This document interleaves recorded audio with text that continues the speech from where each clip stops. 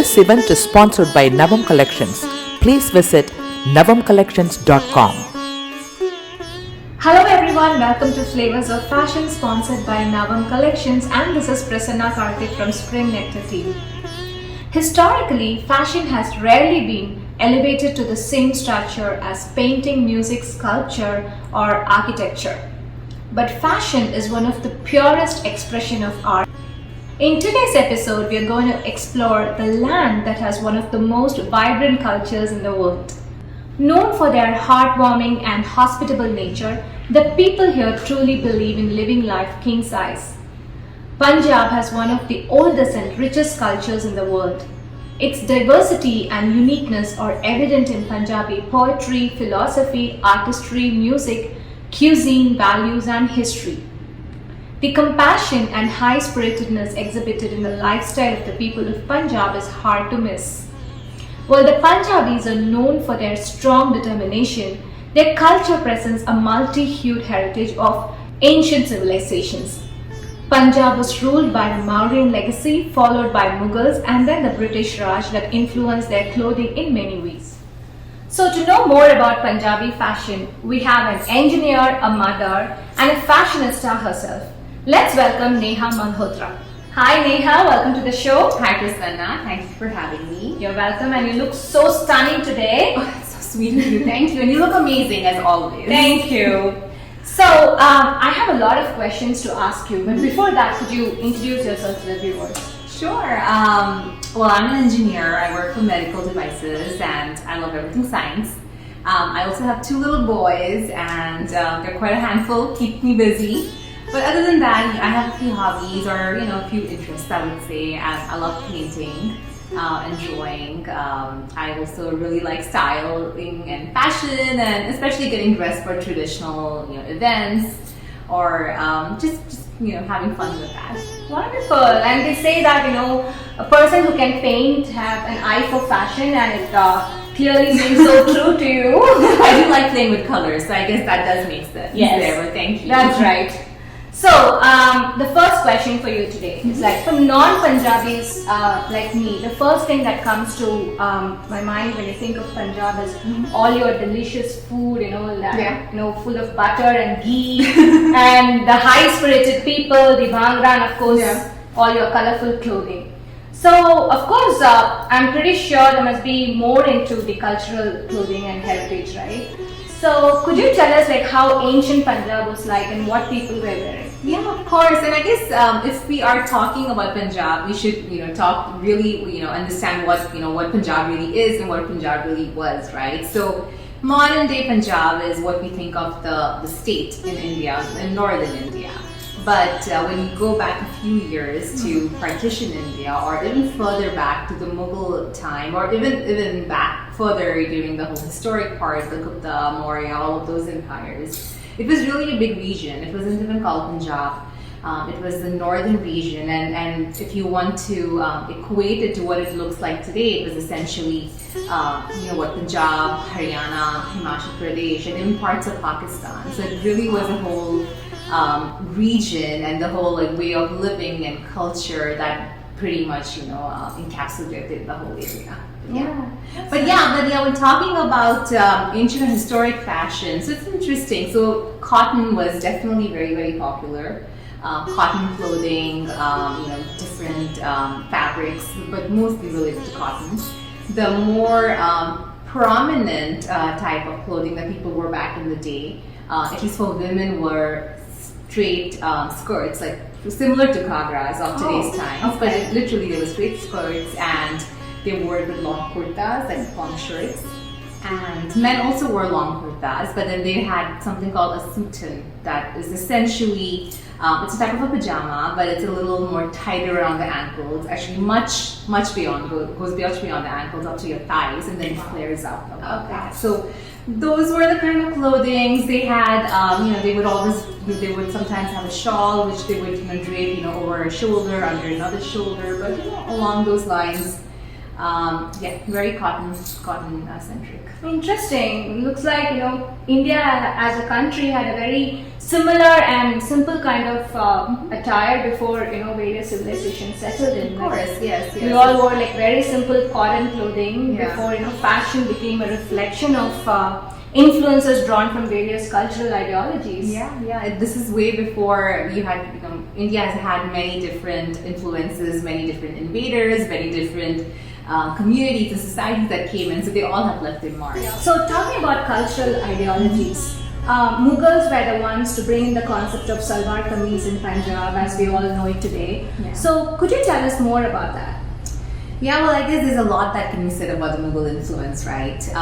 Certainly, salwar kameez, as we know it today, the Mughals were, the reason why we have it. But even more than that, right? So when the Mughals came, what did they bring? They brought a certain way of living, a certain cultural influence that really became a part of northern India's fabric, if you think about it. So the Mughals used to wear, something called it was called a jama. It was basically a very fitted, not a very fitted, but a decently fitted outfit up until their corset, and then it flared out. And both the men and women wore similar outfits, except for the women, they used to wear something called like a pajama underneath that too. So another piece of clothing.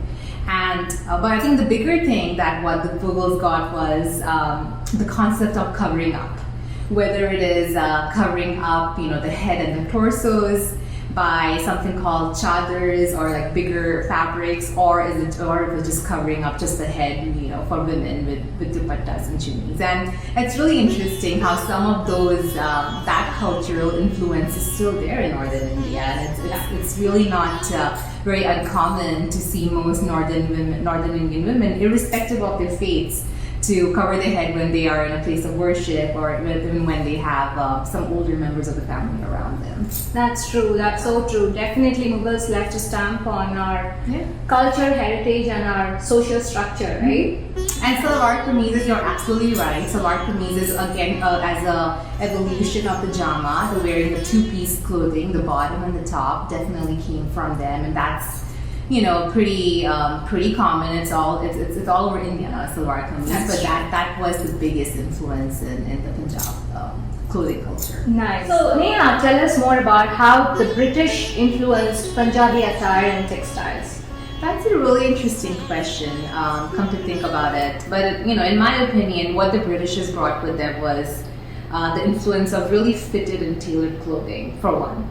Especially for men. That's when you start seeing silhouettes like the sherwani, the achkin. They're more, they're still very traditional. They're still similar to what the Mughals wore, but they certainly have a more fitted, more tailored look to them. And I think that's what the Britishers got. The Britishers also brought in the concept of wearing waistcoats and coats, which even today a lot of modern, if you look at a lot of contemporary Indian designers, that's the kind of outfits they do for men.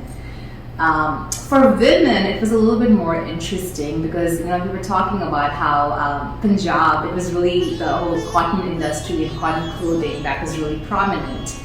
When the Britishers came in, they really wanted more business out of India. So essentially, they would import fabrics that they would produce in their mills to India, and these were cheaper fabrics, synthetic fabrics, georgettes. And we start seeing a little bit more of that come into the whole Punjabi women's attire, especially the dupattas. Now you have dupattas made of thinner materials, more vibrant colors, which are more possible now with synthetic materials.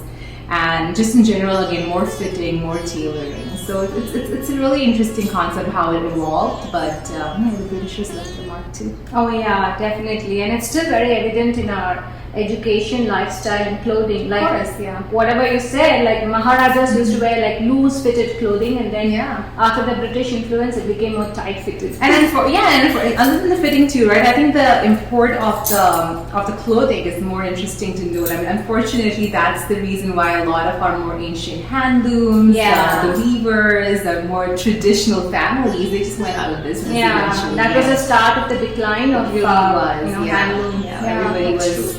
It was just the machine-made cloth was cheaper, easily available, more eye-catching. So, I know. that's sad, but yeah. So Neha, there's various kinds of outfits that are worn for Punjabi festivals, events, and occasions. So how do you think Punjabi fashion unfolded into this vibrant and colorful affair?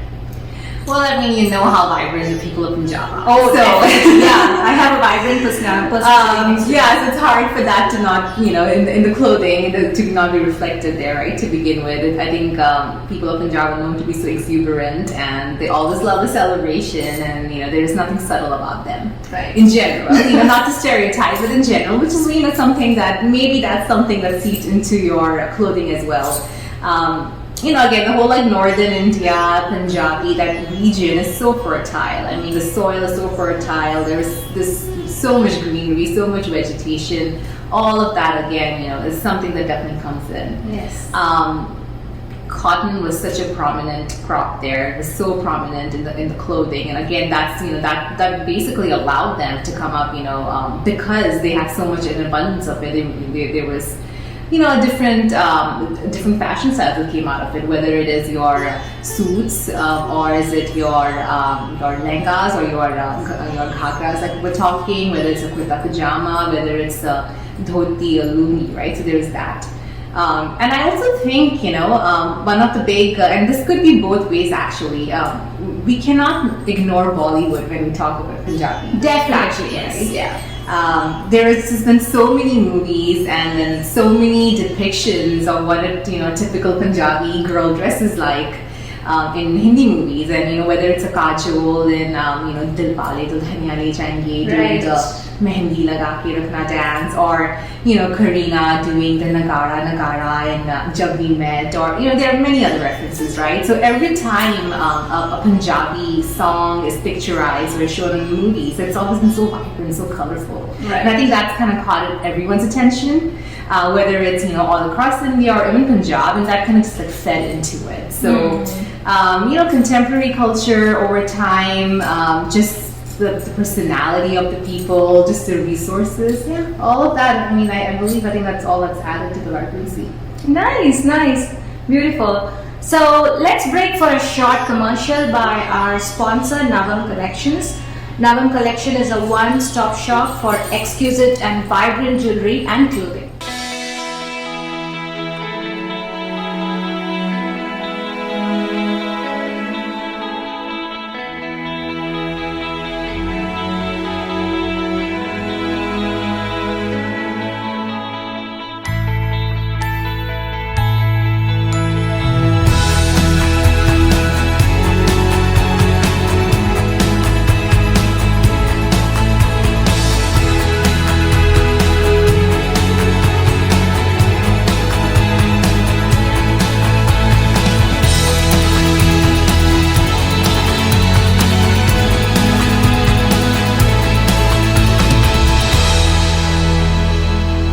This event is sponsored by Navam Collections. Please visit navamcollections.com. Like I always mentioned in my earlier episodes, handloom plays a vital role in India's economy. So, what is the history behind the fulkari, the intricately embroidered Punjabi handloom? So fulkari, which is I think we have something over here, right? So this beautiful. This is just a dupatta, I suppose. Fulkari really literally means fulkari, which is flower craft. So fool is flower, right? Yeah, fool is flowers. So but as you can see, not all patterns have to be made of flowers. But back in the day, a lot of those embroideries were done essentially in floral motifs.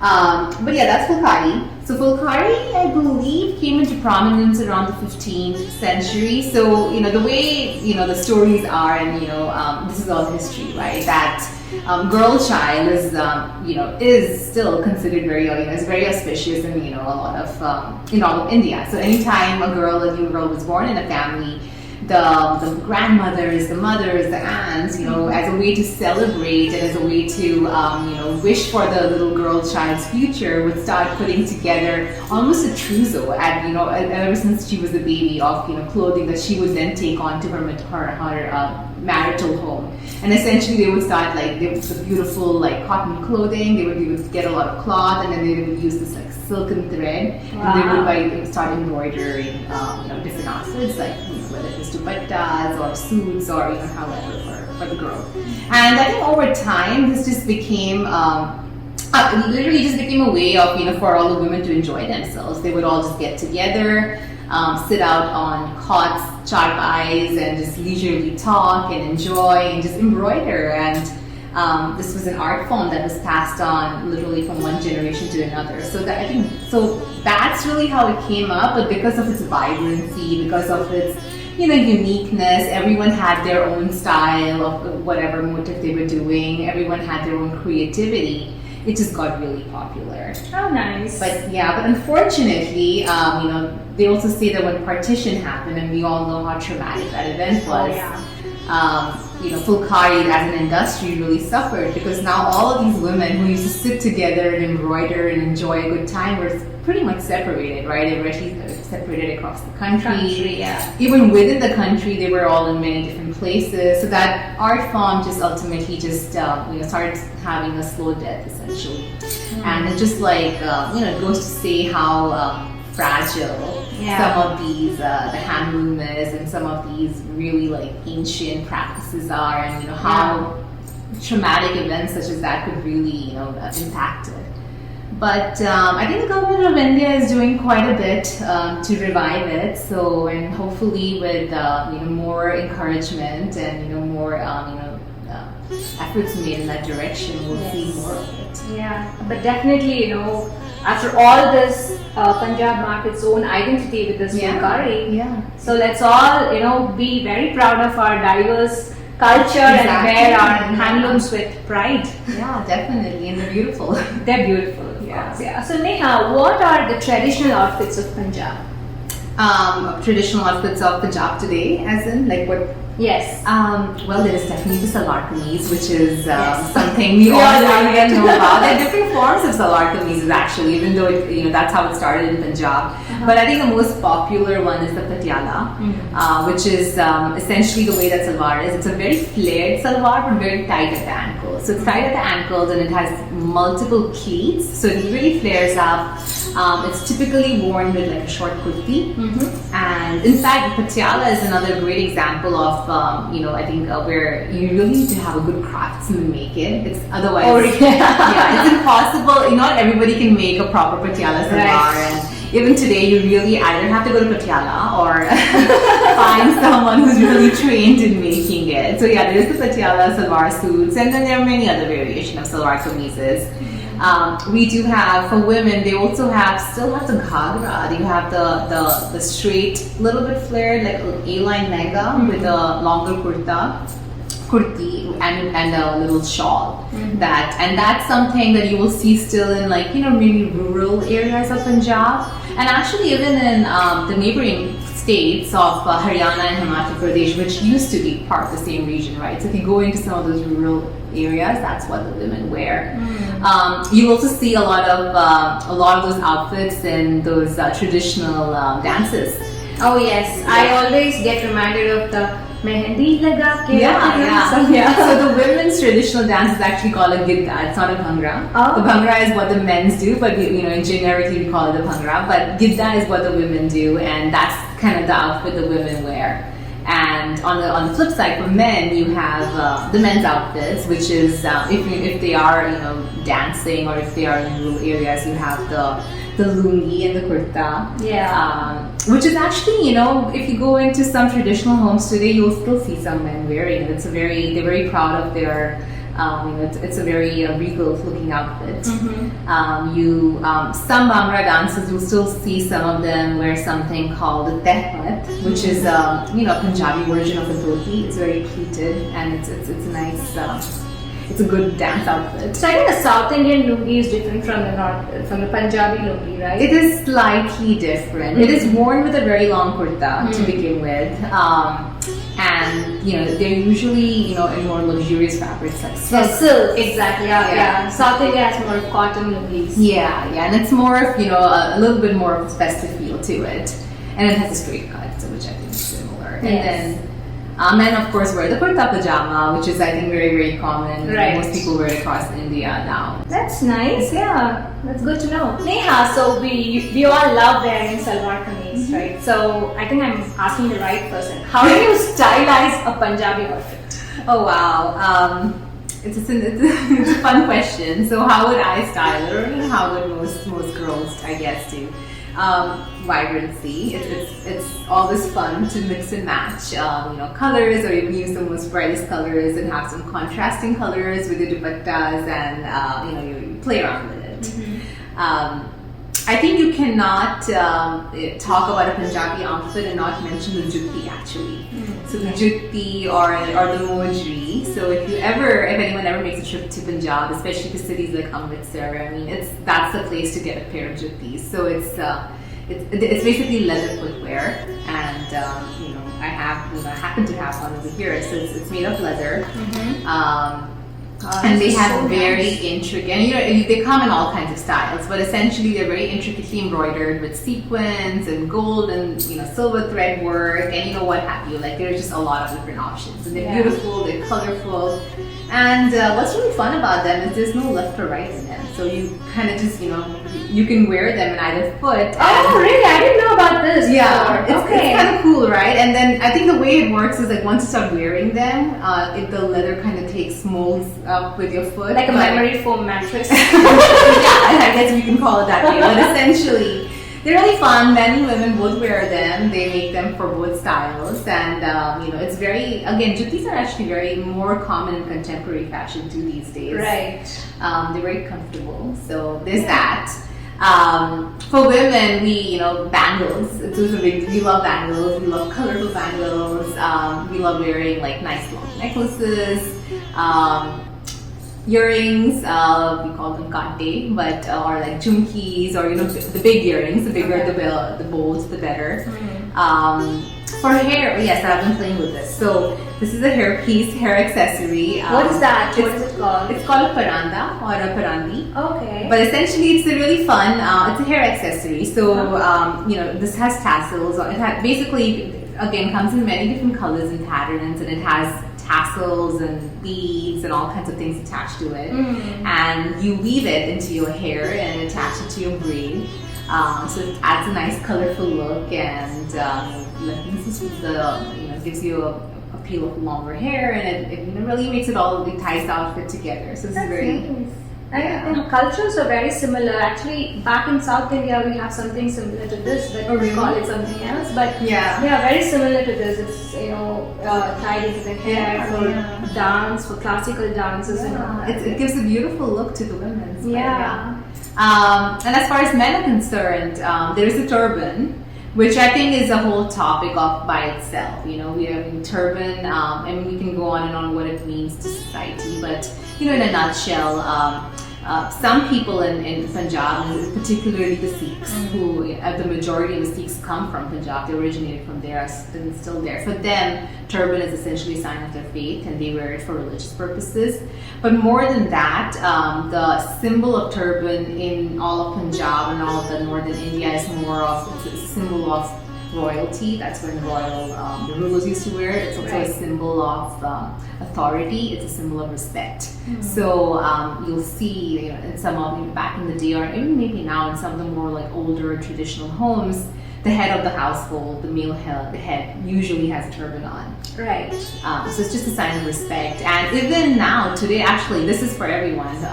When we have our weddings, all the men in the bridal or in the groom's party, the whole wedding party, they always do have a turban on their head. So that's how you would welcome the groom. That's how the groom's party walks in to meet the bride, and that's just a part of the culture. Nice, that's interesting. Speaking of weddings, Punjabi weddings are colorful and vibrant again, with dance and music and of course colorful clothes. So I'm curious to know what your wedding was like and what were the outfits you wore and what significance they carry. Yeah, no, you're right. They're pretty vibrant and colorful weddings. We're using the vibrant a lot. A lot, yeah. But yes, they're very. So as was ours too. It was a nice big Indian wedding. I wore a lehenga. Again, it's interesting how some of these wedding trends change too. So I wore a lehenga for my wedding. I know my mother wore a saree, and I know my grandmothers, they actually wore the more traditional, the ghagra. Yeah, for their weddings, and theirs were again more intricate and all of that. So I think what we wore maybe slightly has changed, depending on, you know, the contemporary influences over time. But there are some things that are common. And one of the things that's very common for a North Indian bride, regardless of what you wear, is your head has to be covered. So when when the actual traditional ceremony, this is the Mughal influence probably, but when our actual ceremony is happening, we all have our head. We all have very elaborate dupattas. They're very beautifully embroidered, and they're really pretty and really decorated, and we have them draped over ourselves. That's a big thing. Other than that, there are a few other things. So the morning of the wedding, I don't know if you ever heard about the chuda, but the chuda is something which you will see with every Punjabi bride. Every new Punjabi bride, you will see them. It's basically the red bangles that they wear on both their arms. They're red and they have white. Actually, I was digging around and I was able to find mine. Okay. So the morning of the wedding, your mama and your essentially your maternal uncles, they come for a visit, and with gifts for the bride. And this is one of the things that they bring, and they put it on the bride, and the whole point of it is they're essentially bestowing their blessings and their best wishes, and this is a token from them. Okay. And the tradition is that once you do wear it, once the new bride wears it, and when she moves over and she goes to her in-laws' home, she needs to wear it for a certain period of time. And it has changed. It can be traditionally it could have been a year. In some families it's maybe 45 days now, whatever it is. Mm-hmm. And the sweet significance behind that is like when you actually wear all of these, and mine is still a little bit less. I know some brides opt for even more.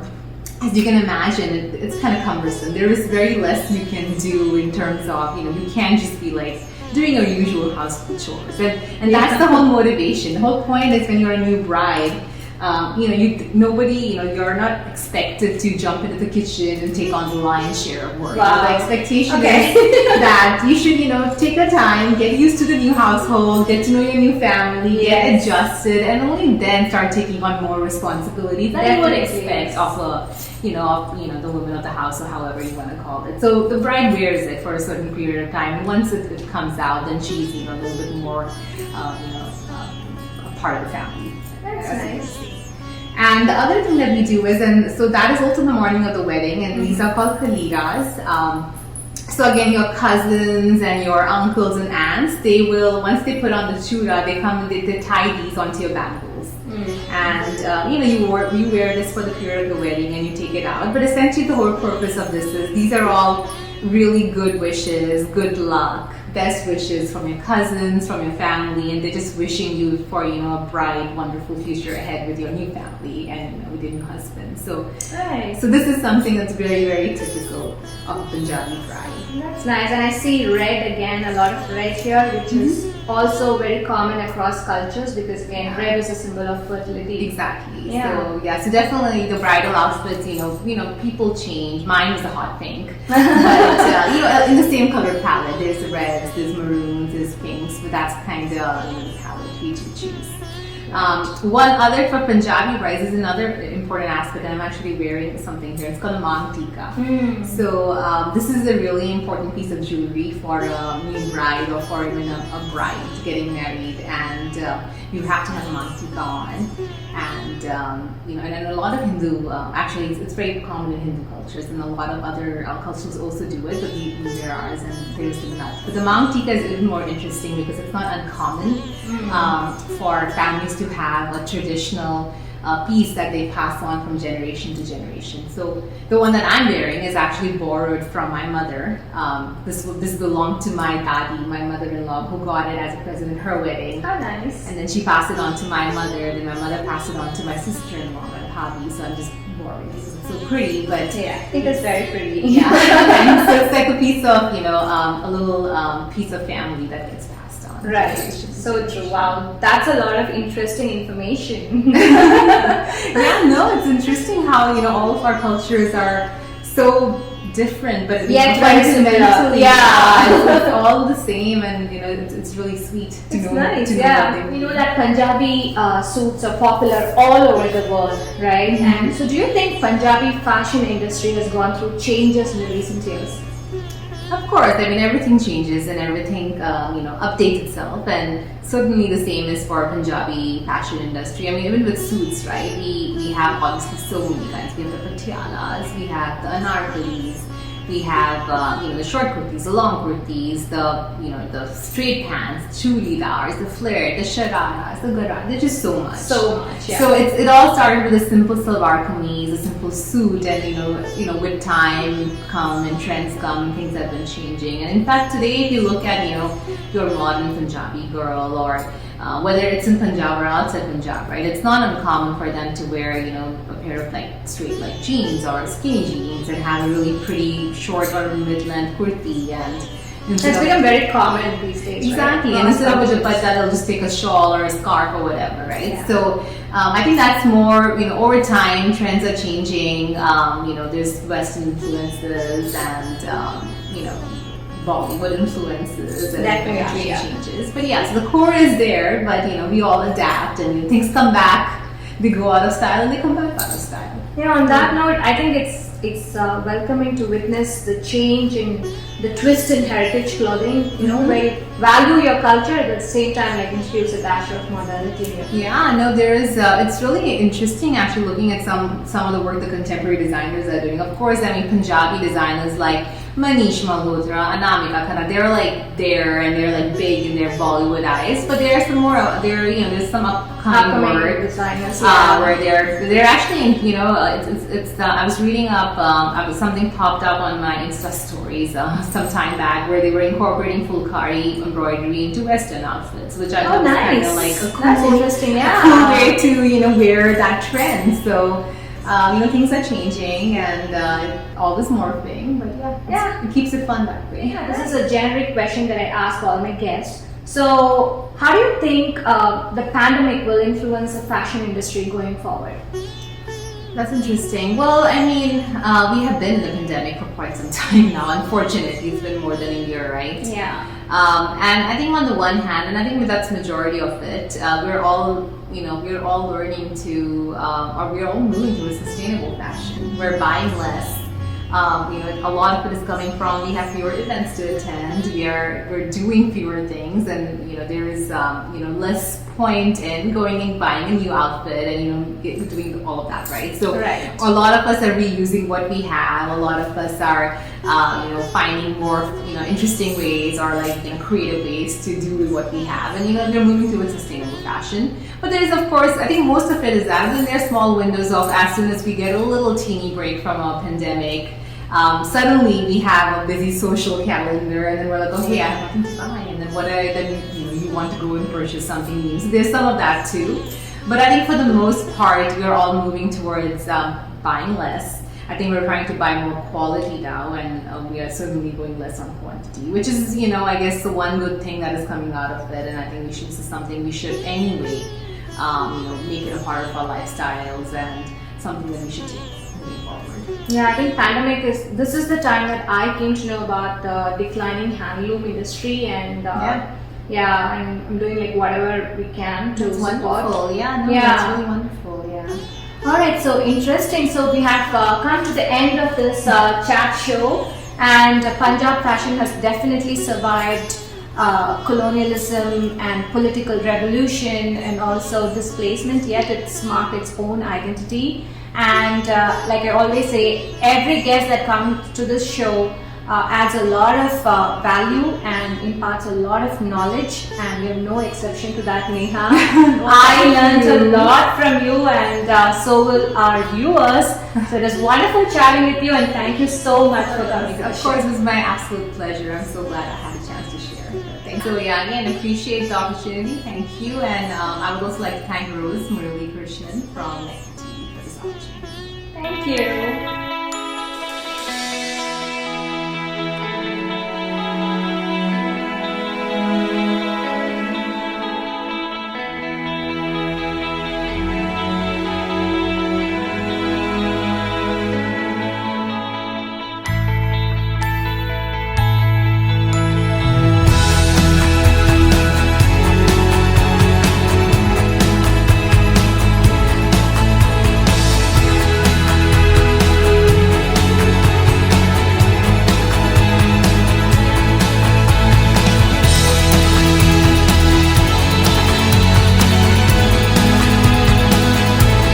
This event is sponsored by Navam Collections.